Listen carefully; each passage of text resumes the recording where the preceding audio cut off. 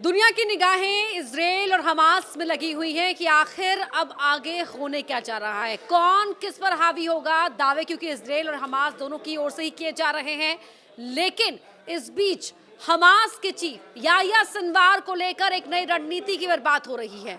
यहाँ बात हम कर रहे हैं इजराइल की भी और साथ ही बात कर रहे हैं अमेरिका की भी, लेकिन पहले जानना जरूरी है कि याह्या सिनवार क्यों इतना जरूरी है अमेरिका के लिए भी और इजराइल के लिए भी। पूरी दुनिया की निगाहें याह्या सिनवार की हर एक मूवमेंट पर क्यों नजर बनाए हुए हैं। नमस्कार, बहुत स्वागत है आप सभी का। मैं हूं अपर्णा मौजूम और मेरे साथ हैं हमारे खास सहयोगी जो इन तमाम मामलों पर पैनी नजर रखते हैं, जिनसे हम डिकोड करने की कोशिश करेंगे। पुनीत मिश्रा। बहुत धन्यवाद अपर्णा। और जहाँ तक बात हो रही है याह्या सिनवार की, जो आपने सवाल किया कि याह्या सिनवार अहम क्यों है, याह्या सिनवार को लेकर इतनी बातें क्यों हो रही हैं, तो याह्या सिनवार जो है अब हमास का नया चीफ है। अब हमास का नया चीफ है, तो हमास से अगर जंग लड़ी जा रही है तो याह्या सिनवार को ठिकाने लगाना इजराइल के लिए, इजराइल की भाषा में बोला जाए तो इजराइल के लिए बहुत ज़्यादा ज़रूरी है। इसलिए याह्या सिनवार अहम है। इससे पहले, सिनवार से पहले आपको याद होगा कि हमास का चीफ जो है वो मारा जा चुका है, और अब याह्या सिनवार ने चूंकि गद्दी संभाल ली है तो लड़ाई हो रही है, तो कमांडर को तो ढेर करना ज़रूरी है।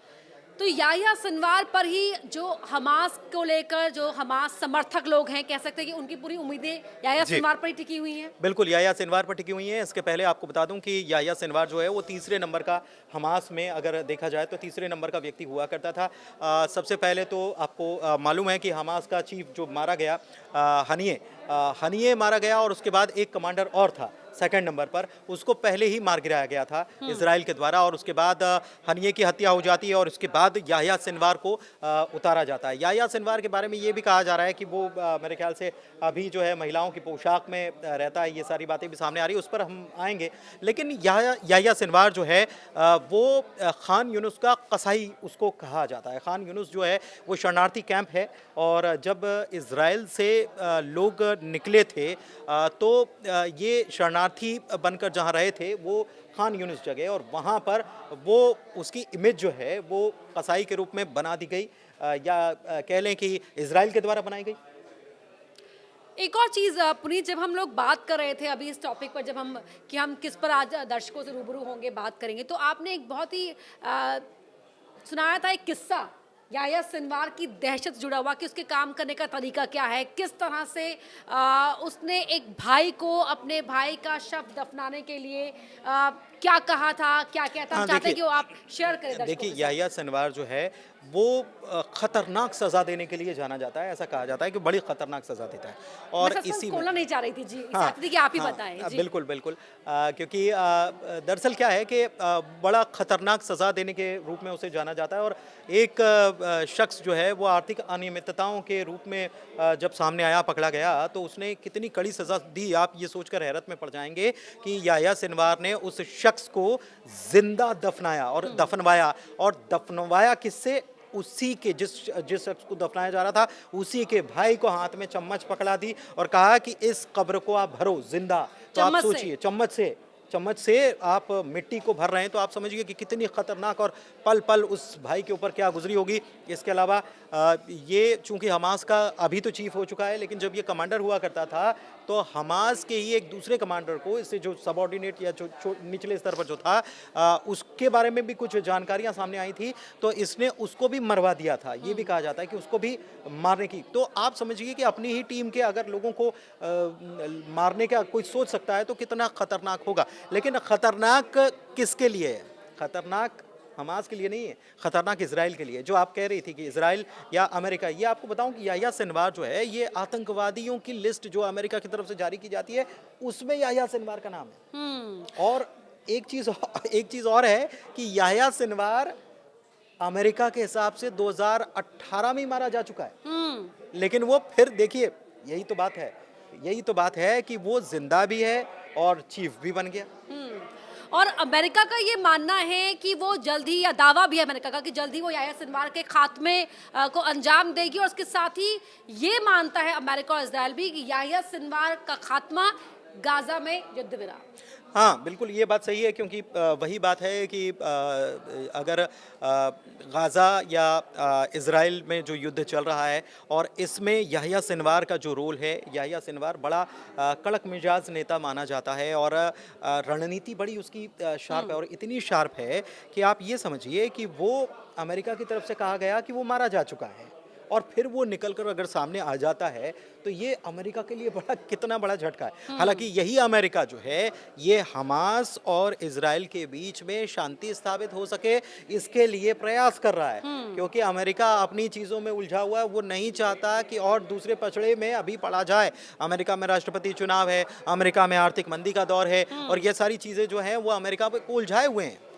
पुनीत, लेकिन दो तरह की बात है यहाँ पर। एक तरफ तो याह्या सिनवार कितना खतरनाक है, उसकी कितनी दहशत है, उसका खात्मा कितना ज़रूरी है अमेरिका और इजराइल दोनों के लिए। लेकिन इसी बीच ये भी बात निकल कर सामने आती है कि जो याह्या सिनवार है वो कहीं ना कहीं खुद चाहता है कि उसकी जान बच जाए। अब वो इजराइल की ओर से दावा किया जा रहा है कि याह्या अपनी जान बचाने की दरख्वास्त कर रहा है।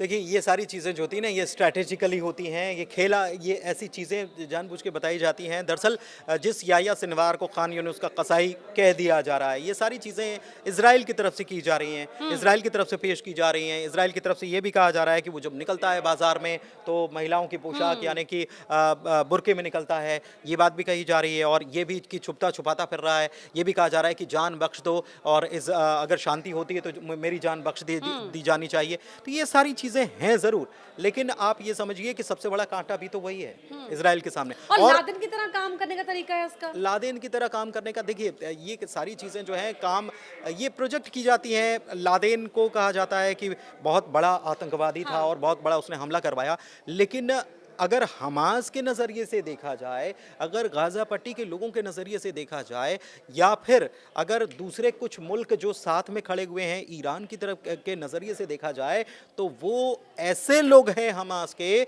जो अपनी धरती के लिए, अपने लोगों के लिए युद्ध कर रहे हैं। तो उनके लिए वो हीरोज़ हैं, उनके लिए वो हीरोज़ हैं। लेकिन इजराइल या अमेरिका जो है उनके लिए वो क्रिमिनल्स हैं, उनके लिए वो आतंकवादी या टेररिस्ट से कम नहीं है।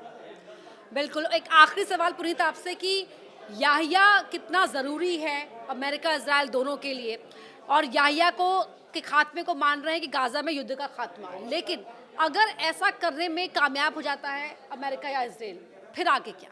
देखिए ऐसा करने में कामयाब हो जाता है नहीं हो जाता ये तो भविष्य के गर्त की बात है, लेकिन कोशिश अमेरिका की तरफ से ये की जा रही है कि शांति स्थापित हो सके। और शांति स्थापित हो सके तो आपको ये बताऊं कि मैं इसके पहले जो हमास चीफ मारा गया है हनिये का थोड़ा सा रुख जो था वो गाज़ा में, आपको भी मालूम है जब युद्ध शुरू हुआ तो अपने अपने इन लोगों ने एक दूसरे के मुल्क के लोग जो हैं उनको अपने कब्जे में ले लिया और उसी को लेकर पूरी बातचीत चल रही है। तो हनिये का रुख जो था बड़ा लचीला था इसको लेकर, लेकिन याह्या सिनवार जो है उसका रुख बड़ा कड़क था।